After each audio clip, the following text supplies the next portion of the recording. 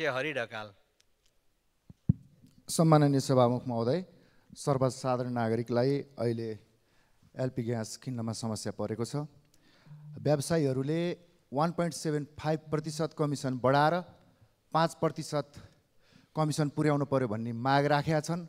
सरकार कस्तो छ, यो कमिसन बढाउनु पर्यो भने व्यापारी खोजी हिँडेको छ। सरकार त्यस्तो छ सम्मान्यज्यू। तथ्य के हो भने सिमेन्टको भाउ बढाउनु पर्यो भनेर व्यवसायीले भनेका थिए।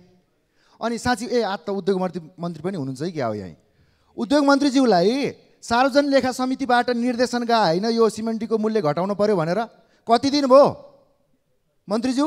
आज यहीँ हुनुहुँदो रहेछ, अगाडि नै सोध्न पाएँ। कति दिन भयो निर्देशन गएको सार्वजनिक लेखा समितिबाट? भनेको सरकार कमिसन खोर व्यापारीहरूको पक्षमा छ, यो प्रमाणित गरेका छ। आम नागरिकले एलपी ग्यासमा समस्या भोगिराखेका छन्।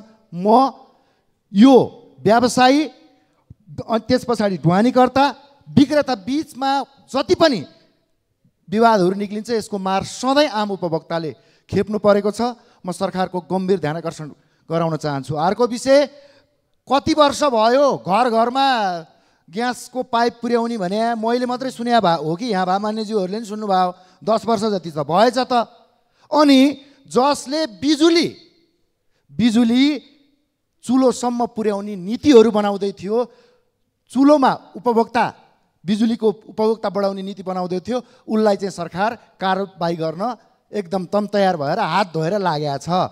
सम्मान्यज्यू, 1 रुपियाँ तेलको मूल्य बढ्दै गर्दा बानेश्वरमा चक्काजाम र टायर बाल्ने अखिलका दाईहरू पनि यही गरिमामय सदनमा हुनुहुन्छ। आज यति विदित चरम आक्रान्त मूल्यवृद्धि हुँदै गर्दा ती दाईहरू किन चुप लाग्नु भएको छ? म दाईहरूको पनि ध्यानाकर्षण गराउन चाहन्छु।